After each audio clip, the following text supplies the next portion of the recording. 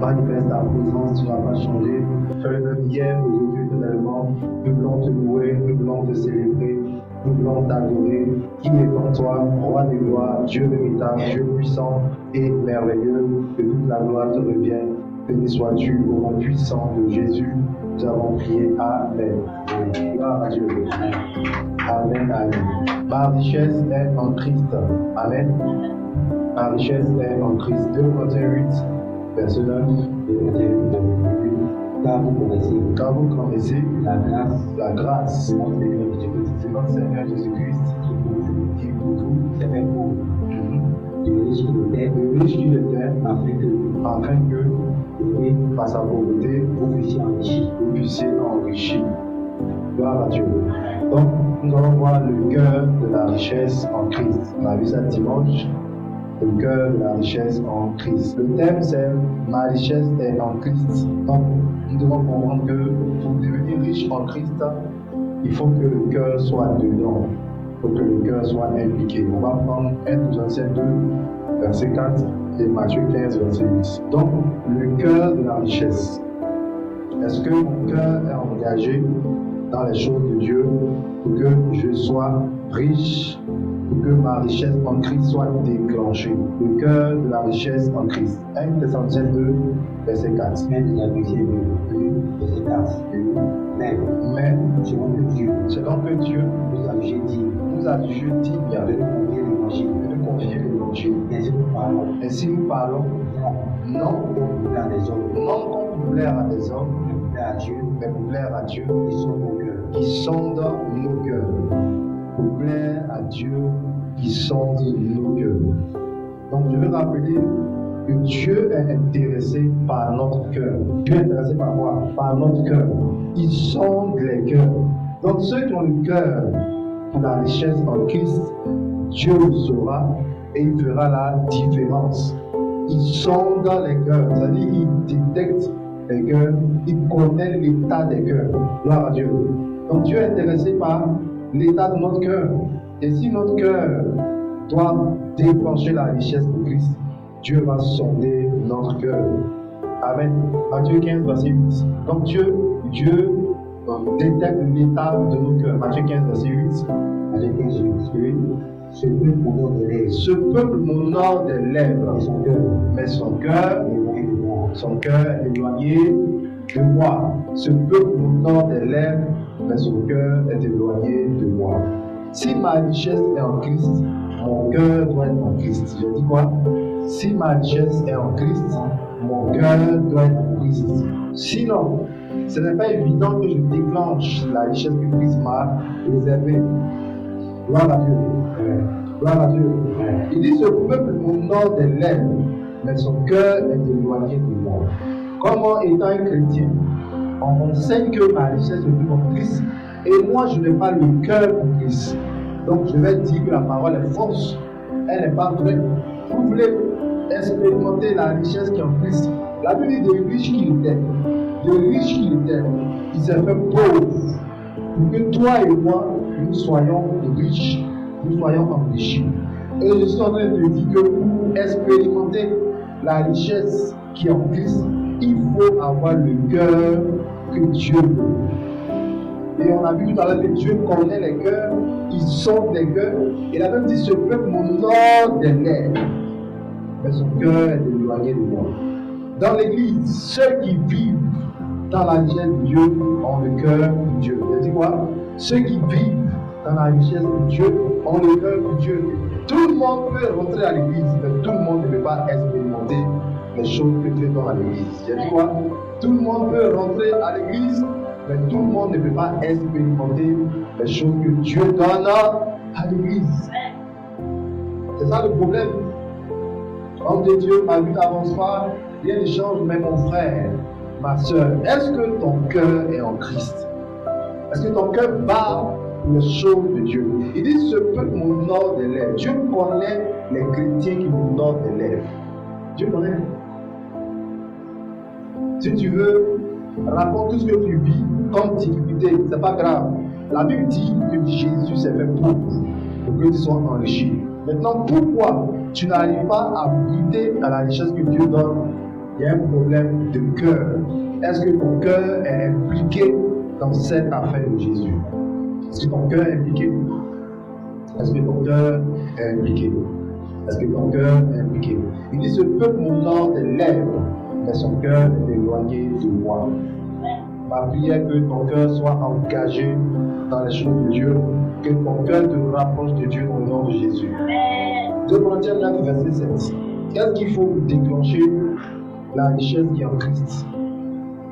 Comme je l'ai dit tout à l'heure, il faut que ton cœur soit impliqué, engagé pour Jésus.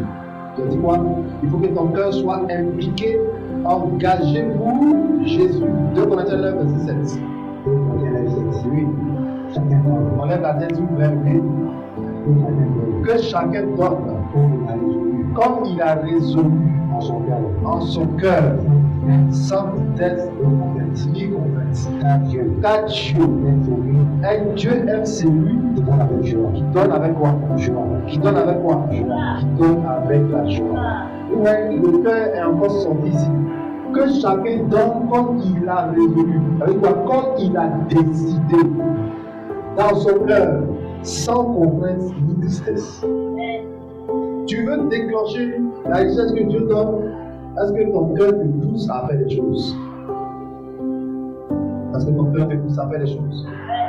Est-ce que ton cœur te pousse à faire des choses? Gloire à Dieu. Ma prière ce soir, que tu comprennes ta parole. Pour déclencher la richesse en Christ, le cœur doit être impliqué, le cœur doit être engagé. Le cœur doit être comment? Engagé. Que chacun donne comme il a décidé, comme il a résolu dans son cœur, sans contrainte ni tristesse. La Bible n'a pas dit que ceux qui ont l'argent donnent. La Bible n'a pas dit que ceux qui travaillent donnent. Elle n'a pas dit que ceux qui ont des parents riches donnent. Dans l'église, que chacun donne. Dis que chacun donne. Que chacun donne. Que chacun donne.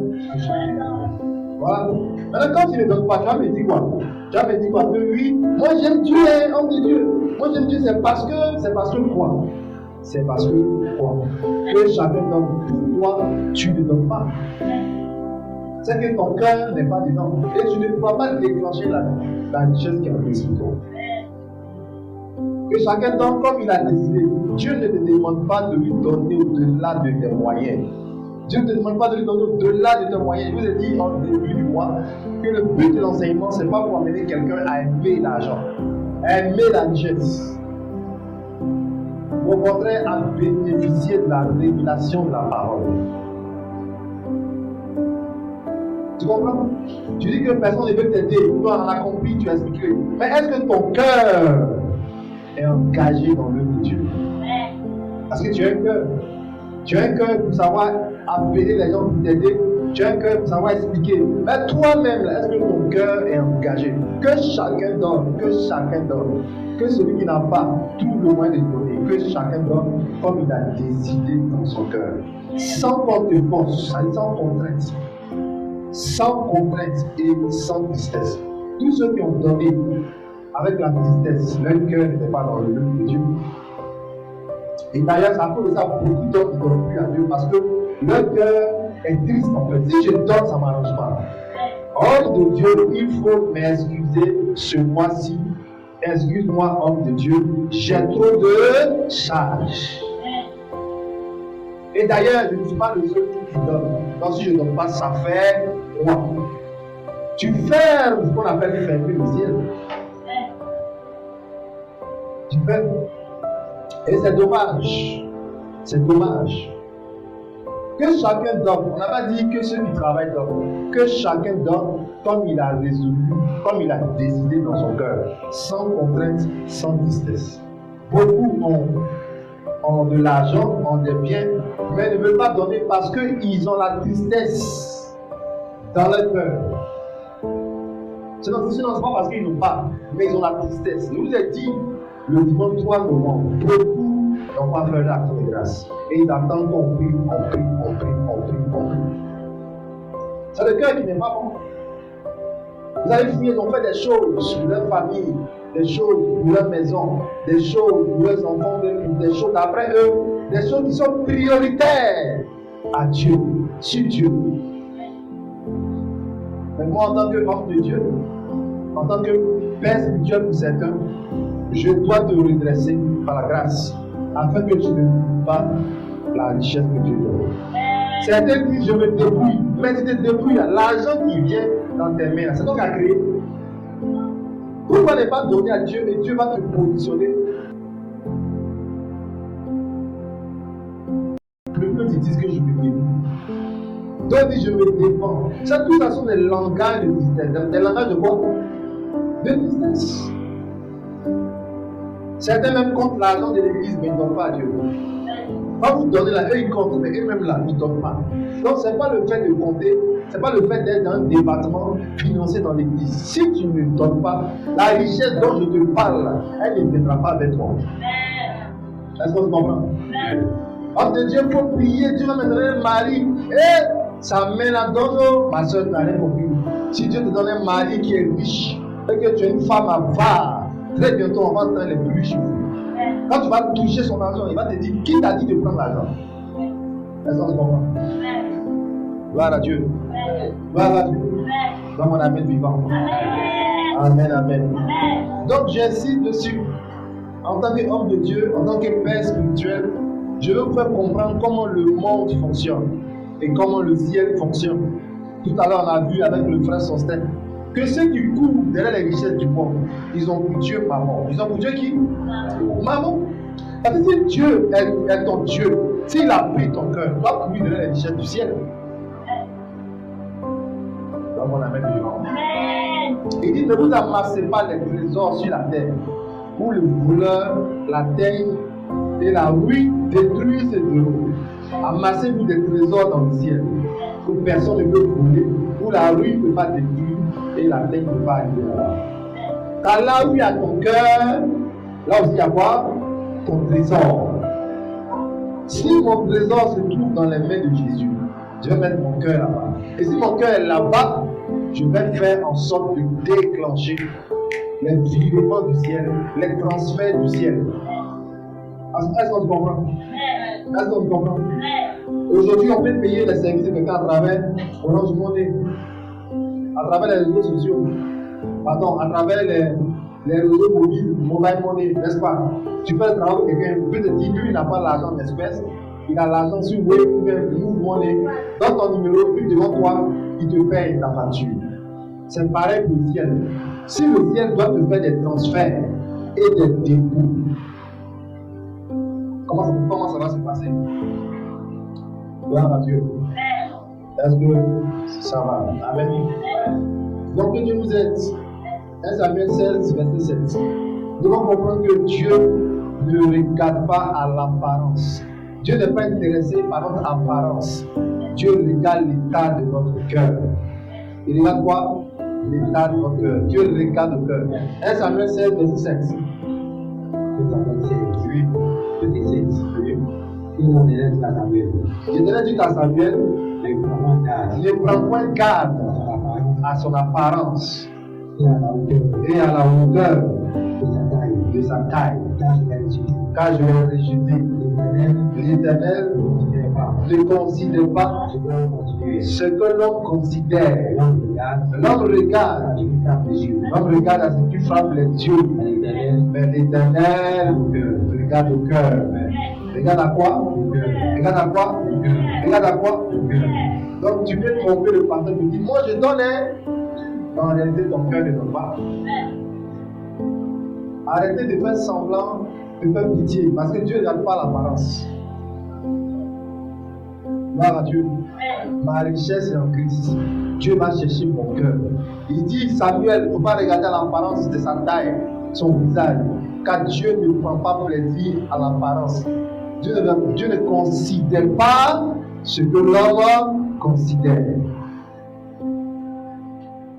Car Dieu regarde le cœur. Gloire à Dieu. Ton cœur va faire plaisir à Dieu dans le nom de Jésus. Amen. Luc 8, verset 14. Attention à la mauvaise manière de vouloir déclencher la richesse que Dieu donne. Luc 8, verset 14. Luc 8, verset 14. Les enfants, la prochaine fois, quand vous allez venir, vous tous au dehors. Voilà, vous tous. Quand quelqu'un vient sur l'enfant, ça va la place au dehors. Là, vous êtes mis d'autres côté. Luc 8, verset. Oui. Ce qui est tombé parmi les épis, ce sont ceux qui, ayant entendu la parole, s'en vont. Il la laisse étouffer par les soucis, les richesses et les plaisirs de la vie. Ils n'obtiennent point de fruits qui viennent à maturité. C'est une catégorie de personnes qui ne peut pas mettre son cœur dans les choses de Dieu à cause de quoi? Les plaisirs, les soucis de la vie. Je vous ai dit, beaucoup ne trouvent pas important de donner à Dieu parce qu'ils se disent qu'ils ont trop de soucis. Or, ce qui peut changer ta vie, c'est Dieu. Donc, quand on prêche là, il y a un groupe de chrétiens, eux, quand la parole tombe dans leur cœur, elles ne peuvent rien faire parce qu'eux-mêmes, ils sont soit dans les soucis ou bien les plaisirs de ce monde. Ce soir, si tu es dans cette catégorie, qu'est-ce qui fait que quand la parole de Dieu vient à ton niveau, là, tu ne fais rien de bon, tu ne pratiques pas. Soit c'est les soucis, mais ce sont les plaisirs. Gloire à Dieu. Donc voici une catégorie de personnes qui n'est pas intéressée par la richesse de Dieu à cause des soucis, à cause des plaisirs de ce monde. Ce groupe de chrétiens là, quand on prêche, leur esprit est dehors. D'autres pensent à leurs habillements achetés. D'autres pensent à leurs problèmes. Le culture, qu'est-ce que le pasteur raconte? Ceux-là, ils ne peuvent jamais avoir un cœur pour Dieu. Jamais, jamais. Fais attention. Fais attention. La Bible dit Dieu prend de la boue. Psaume 113, verset 5. Dieu prend de la boue, les fumiers, les indigents pour les faire asseoir où? Pour les faire asseoir où? Alors, comme si tu penses que quand tu souffres, tu dois faire pitié. Dieu lui-même il voit. Donc dit que Dieu lui-même il voit ma situation. Homme de Dieu, s'il va m'aider, il va m'aider. S'il veut ne pas me laisser. Tu penses que quand tu vas dire ça, ça va changer Dieu? On a compris, tu n'as pas les moyens, tu n'as pas l'offrande, mais ta bouche peut louer Dieu. David dit, je vais célébrer mon Dieu en tout temps. Tu peux lever les mains, tu peux évangéliser, tu peux montrer à Dieu que toi, ton cœur est avec lui. Si jamais il te bénit, il change ta vie, là, tu ne vas pas l'abandonner. Voilà pourquoi beaucoup de personnes qui n'avaient même pas d'offrande ont changé d'histoire. Parce que Dieu ne regarde pas à ce que l'on considère. Tu penses que c'est offrande seulement, tu dois voir que Dieu dans sa richesse, tu as menti, tu as tiré en l'air. Dieu regarde ton cœur. Beaucoup de gens donnent, mais pourquoi ils n'ont pas la richesse que Dieu donne? Parce que leur cœur n'est pas impliqué dans les choses de Dieu. Il veut que Dieu les bénisse pour être des grands parrains. Il veut que Dieu les bénisse pour faire le malin à l'église. Il veut que Dieu les bénisse pour faire encore, pour être baigné dans les plaisirs du monde. Et il cherche des hommes de Dieu cool, qui les encouragent à vivre dans le monde. Parce qu'on est sous la grâce. Tu comprends? Est-ce que tu comprends? Fais attention. Amen. Il y a un groupe de chrétiens et ils sont riches pour leur ventre. Philippiens 3, verset 19. Philippiens 3, verset 19. Eux, c'est leur ventre qui les intéresse. Si Dieu les bénit, ils ne cherchent plus la richesse que Dieu donne. Ils sont bénis pour leur ventre. Philippiens 3, verset 19. Philippiens 3, 19. Leur fin sera leur perdition. Ils ont pour Dieu leur ventre. Ils ont pour Dieu quoi? Quoi? Ils ont pour Dieu leur ventre. Ils mettent leur gloire dans ce qui fait leur honte. Ils ne pensent aux choses. Donc si tu ne comprends pas le thème du message, tu vas dire oui, voici un pasteur qui parle d'argent. Frère, tu n'as rien compris. Ce n'est pas à cause de toi que tu peux enseigner la parole de Dieu. La Bible dit que Christ s'est fait pauvre, nous sommes enrichis, on peut enseigner Dieu. Ça doit les penser qu'on parle d'argent ici. Voici des gens qui recherchent la bénédiction du pasteur. Pasteur, il faut prier. Je vais te donner mon offrande. Des gens qui ont pour gloire leur ventre. C'est leur ventre qui les intéresse. Eux, ils pensent aux choses de la terre. Il y en a plein. Leur ventre. Pourquoi tu veux que Dieu te donne ce travail? C'est à cause de ton ventre. Pourquoi tu veux que Dieu te donne un mari qui a l'argent? C'est à cause de quoi? C'est à cause de ton ventre. C'est pour que Dieu soit glorifié. Pourquoi tu veux que tes affaires prospèrent? Parce que c'est pour que Dieu soit glorifié, c'est à cause de ton ventre. Et Dieu connaît le cœur de plusieurs personnes qui veulent que la richesse soit déclenchée à cause de leur ventre, de leurs propres intérêts. Aujourd'hui, on est choqué dans certaines églises, dans certains endroits. Le monsieur est seul dans sa grosse voiture. Il ne prend personne qui le dépose à la maison. Il dépasse tout le monde en chemin. Parce qu'il dit que on ne sait pas qui est qui dans l'église. Mais tu peux demander à certains frères, vous partez où? Ah, d'accord. L'homme est devenu comment? L'homme est devenu comment? L'homme est devenu méchant. Je vous dis qu'avant, les gens faisaient la cuisine. Et puis tu viens quand tu trouves un panier, la nourriture sur la table. On dit qu'il y a déposé la nourriture. C'est la maman de Jacques à la porte numéro 12. Bon, aujourd'hui, là, mon cher, si tu ne me donnes pas, moi, je ne vais pas te donner parce que la vie est devenue comment? La vie est devenue chère.